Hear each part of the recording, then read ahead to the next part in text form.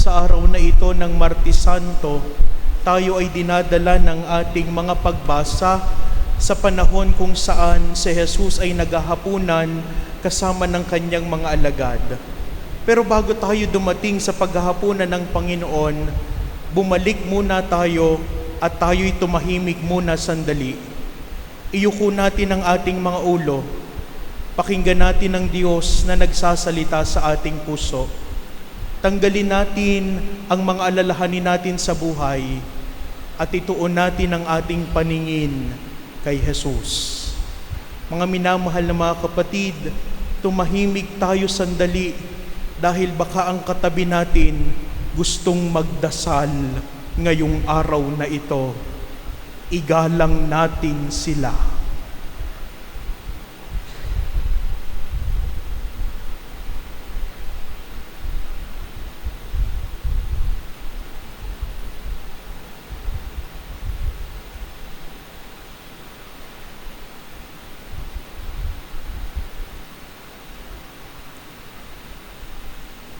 Itutuloy ko na po ang aking homilya.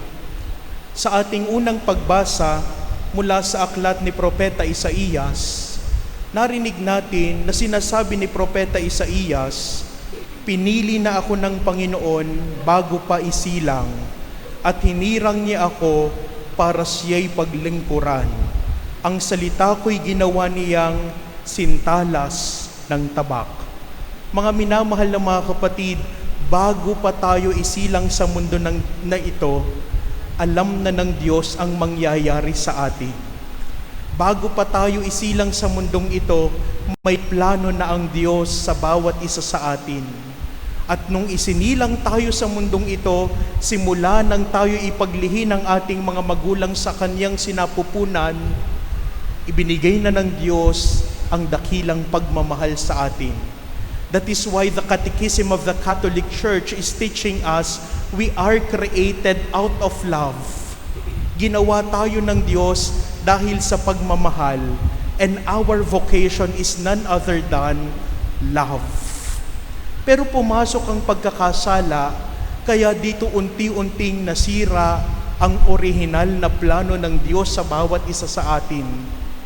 Some of us betrayed God.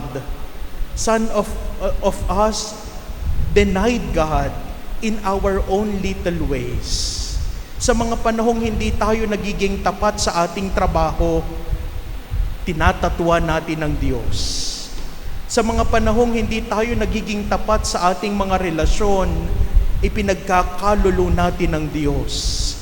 Sa mga panahon na pinipili natin ay ang ating sarili kaysa paglingkuran ng kapwa-tao, tinatatwa natin ang ating Panginoon. Mga minamahal na mga kapatid, are you really loving the Lord? Minamahal ba talaga natin ang Diyos? O baka kagaya tayo ni Pedro na nagtatwa sa Diyos? O kagaya tayo ni Judas na nagkalulo sa ating Panginoon? Mga minamahal na mga kapatid, tanungin natin ang ating sarili. Minsan, lagi tayong nagtuturo ng ating kapwa. Yan masama ugali nan. Yan, hindi marunong masungit yan. Yan, hindi marunong makisama yan. Pero lagi nating tanungin sana lagi ang ating sarili, Panginoon, ako po ba? Baka minsan turo tayo ng turo sa ating kapwa-tao, but deep inside our hearts, tayo pala ang guilty sa ating itinuturong at ibinibintang sa ating kapwa-tao. Sinabi ko kanina, tayo'y nilikha dahil sa pagmamahal, at sa pagmamahal na ito tayo ay tinatawagan na magmahal sa ating kapwa. But because of sin, this love was deteriorated and become selfish. This love was deteriorated, and because of our own vulnerability and selfishness, nalimutan nating magmahal ng totoo sa ating kapwa-tao. Mga minamahal na mga kapatid, tingnan natin sa ating sarili. Ipinagkakalulu ba natin ang Diyos? Ipinagkakalulu ba natin si Lolo Uweng? Sa mga panahong pinapipili tayo ng tama, pero ang lagi nating pinipili ay kung ano yung mali.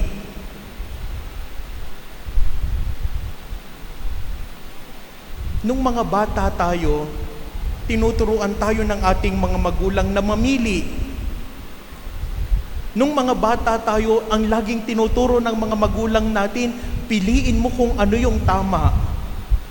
Pero minsan kung sino pa yung matatanda, sila pa ang hindi marunong mamili ng tama. Laging pinipili ang mali. Mga minamahal na mga kapatid, every day, we are always faced in the reality to choose between good and evil. What are you going to choose? When you choose the right thing, you always choose Jesus. Pero kapag ang pinipili natin ay yung mga bagay na naglalayo sa atin sa tunay na pag-ibig, hindi natin pinipili si Lolo Uweng. Mga minamahal na mga kapatid, bago ka pa isinilang, alam na ni Lolo Uweng ang kahihinatnan mo.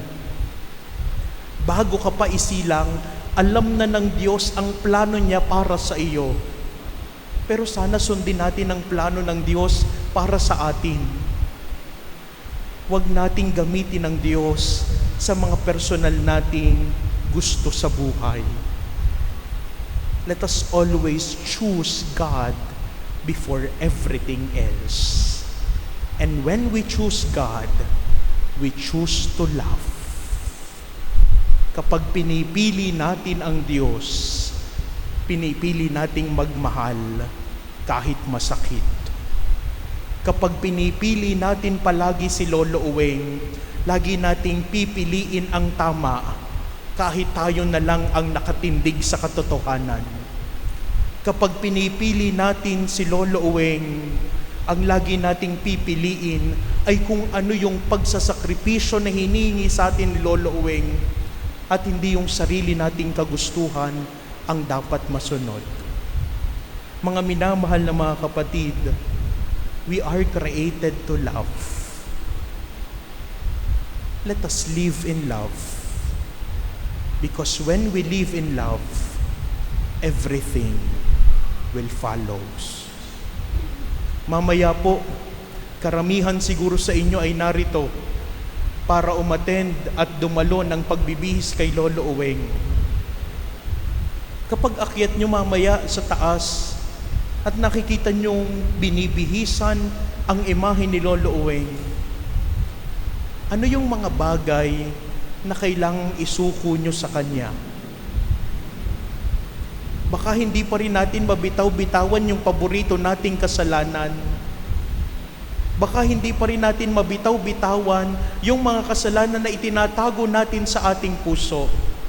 Tandaan ninyo, makapagtago man kayo sa ibang tao, hindi kayo makakapagtago sa Diyos. Makapagtago man kayo sa ibang tao, sa bandang huli, alam nyo sa sarili ninyo kung ano ang totoo. Mga minamahal na mga kapatid, baka ang debosyon natin nagiging huwad na pagmamahal. Tandaan natin, ang debosyon ay dapat nagdudulot sa atin para magbagong buhay. Veneration must lead us to conversion so that our hearts will become a vessel of His love so that it will overflows to other people. Let us pray to Lolo Uweng today. Lolo Uweng, make my heart a reservoir of God's love so that it will overflows to other people. Kaya ka narito, tinawag ka ni Lolo Uweng. Kaya ka naririto, pinili ka ni Lolo Uweng. Ang tanong, Lolo Uweng, ano ang kailangan mong baguhin sa akin para hindi kita ipagkalulo at hindi kita itatwa kapalit ng komportableng buhay ng mundong ito. Nawa matutuhan natin kay Lolo Uweng na magsakripisyo, dahil kapag pinili palagi natin ang ating sarili, yes, we can have an easy life, but we will never have a meaningful life. Do not pray for an easy life. Pray for a meaningful life.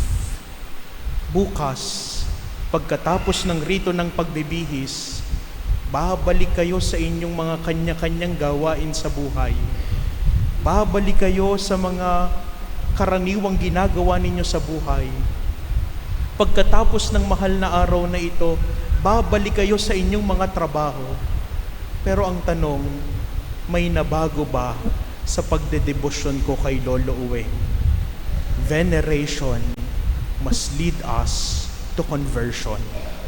Kung mahal talaga natin si Lolo Uweng, huwag natin siyang itatwa, huwag natin siyang ipagkalulo, bagkus sabihin natin sa Kanya, Lolo Uweng, turuan mo akong magmahal kahit mahirap, kahit masakit, dahil alam ko, sa sakripisyong ito lamang ang daan para makasama kita sa langit.